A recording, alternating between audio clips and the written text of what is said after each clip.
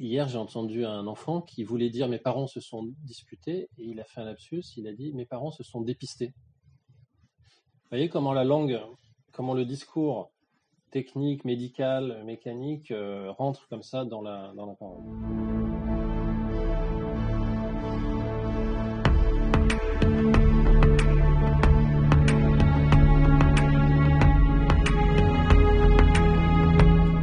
Alors la LQI, c'est un sigle qui fait référence à un livre qui compte beaucoup pour moi, qui s'appelle LTI. LTI, c'est la langue du Troisième Reich, Lingua Terri Imperi, un livre de Victor Klemperer, qui était un philologue allemand qui s'est beaucoup intéressé aux détails des nouveaux mots qui arrivaient dans le champ sémantique pendant le Troisième Reich. Donc, LQI, c'est la langue quotidienne informatisée. Ma question, c'est comment tout le vocabulaire de l'informatique, du numérique, qui rentre de plus en plus facilement dans le langage courant, comment ça modifie notre langue, notre parole, notre rapport à l'autre. Pour moi, il y a des conséquences cliniques du rapport de chacun à soi-même et aux autres, et il y a des conséquences politiques au fait d'utiliser et de banaliser complètement des expressions qui, il y a encore 5 ans, n'étaient utilisées que par des ingénieurs informaticiens, par des techniciens. Victor Klemperer, il avait montré que la mécanisation de la langue, que l'entrée dans la langue de plus en plus de termes, l'organique, le mécanique, la synchronisation, toute cette langue des années 30 qui est devenue, qui a mécanisé la pensée, il a montré ce glissement-là. Mon hypothèse, c'est qu'après que la langue ait été mécanisée, avec de plus en plus de termes qu'on utilise dans des expressions courantes qu'on n'entend plus du tout, qui sont des mots de la biologie, de la mécanique, de la technique, aujourd'hui, la langue s'informatise. Je vais dire, j'ai pas pu me connecter ce matin, je dois être en réunion en distanciel, j'ai pas mon code, j'ai pas pu me connecter. Ça nous paraît banal maintenant, parce qu'on les utilise de plus en plus fréquemment. Mais il y a encore quelques années, c'est des termes qui étaient utilisés que par des techniciens, des gens qui savaient ce que c'était un peu c'était du jargon.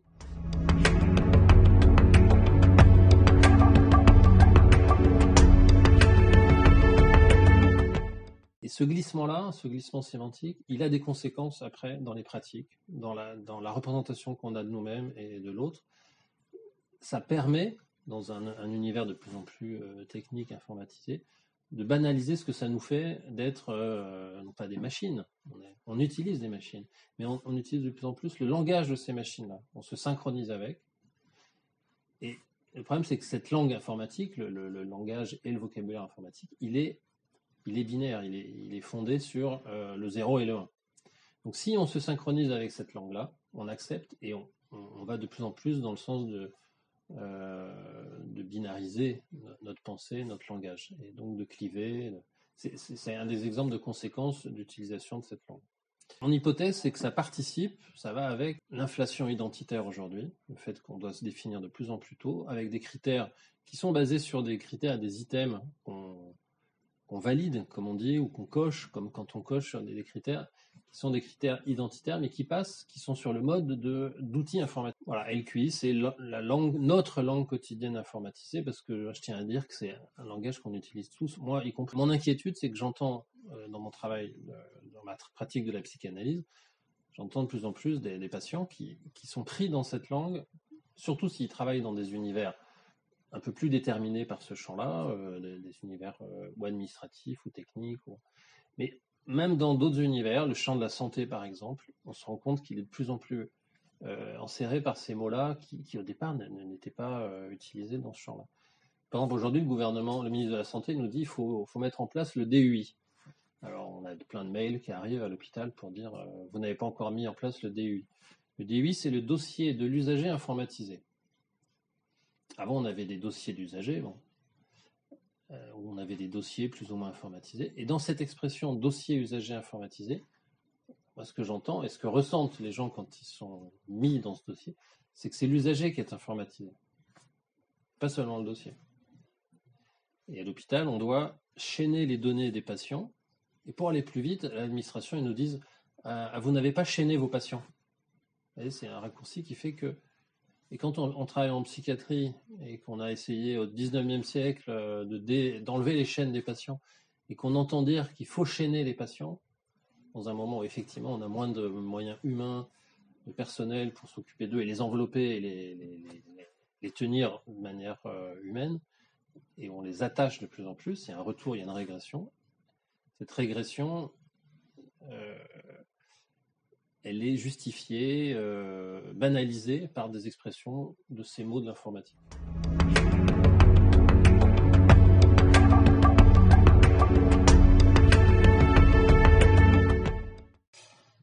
Alors, il y a une tradition dans la pratique de la psychanalyse qui est, et de la psychiatrie avant, hein, mais du journal clinique. A amené la révolution freudienne, c'est qu'il accepte que le patient ait plus de savoir que le thérapeute.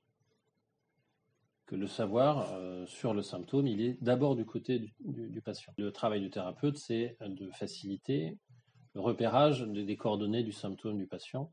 Donc le journal clinique, c'est quand un clinicien, un psychanalyste, un psychiatre, écrit en s'impliquant dans la relation avec le patient. C'est-à-dire qu'il tient un journal au sens où il parle d'abord de lui. Le journal, pour moi, c'est le journal de Victor Klemperer. Victor Klemperer tenait un journal depuis son adolescence. Et à partir de 1933, il l'a tenu en se disant qu'il allait noter tous les jours les petits mots qu'il entendait dans le bus, à la boulangerie, les expressions. Et il note surtout à un moment donné qu'il se surprend à utiliser lui-même une expression qui par ailleurs l'horripile quand il l'entend. Il prend l'exemple de s'organiser, un mot qui était très fréquent dans les années 30, comme ça, c'était s'organiser.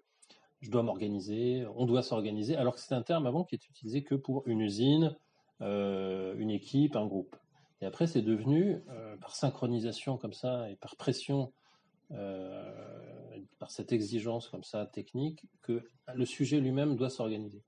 Et il s'entend à un moment donné lui-même, Klemperer, utilise cette expression, il dit qu'il est effrayé à ce moment-là, et qu'il se dit que pour en sortir, il doit reconnaître qu'il participe à ça. Donc le journal, la forme journal, ça permet, oui, de s'impliquer, de dire que c'est pas juste un problème pour les autres.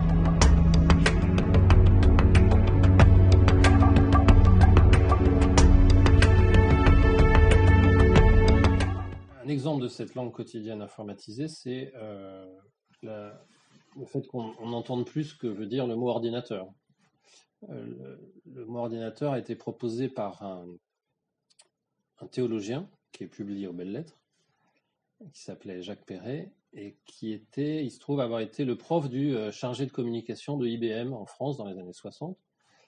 Et quand IBM a voulu mettre sur le marché en France son dernier ordinateur, qui s'appelait jusque-là Computer, puisque c'était aux États-Unis, donc le directeur de la pub d'IBM France, ils réfléchissent ensemble, ils ne savent pas comment nommer ça en français, et ils s'adressent à Jacques Perret, qui se souvient qu'il avait un prof en philologie à la Sorbonne, en lettres classiques, qui leur parlait beaucoup de l'étymologie, de la création des mots et du lien avec les mots anciens et les mots modernes.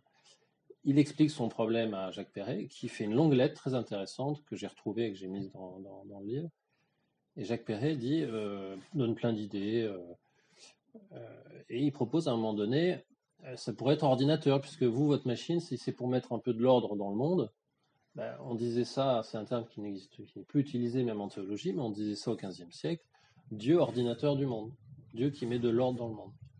Et en fait, le chargé de communication d'IBM propose ça au directeur d'IBM, il le teste, il l'utilise, et le mot prend tout de suite. On sent quand un mot fonctionne ou pas dans la langue, il y a une espèce de darwinisme linguistique qui fait qu'il y a une sélection comme ça des mots. Et ce mot ordinateur est utilisé maintenant sans qu'on ait du tout notion de ses racines théologiques.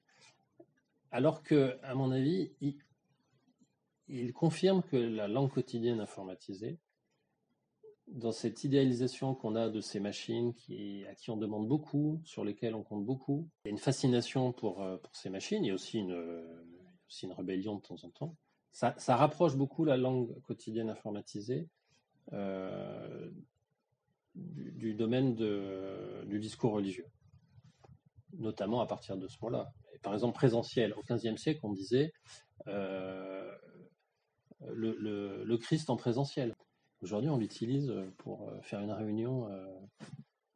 Donc c'est très présent à mon avis dans la langue aujourd'hui, sans qu'on l'entende. C'est pour ça que ça m'intéressait beaucoup de publier ce livre Belles Lettres, parce qu'à mon avis, c'est la maison la plus politique, parce elle éclaire nos enjeux politiques actuels avec des coordonnées du passé.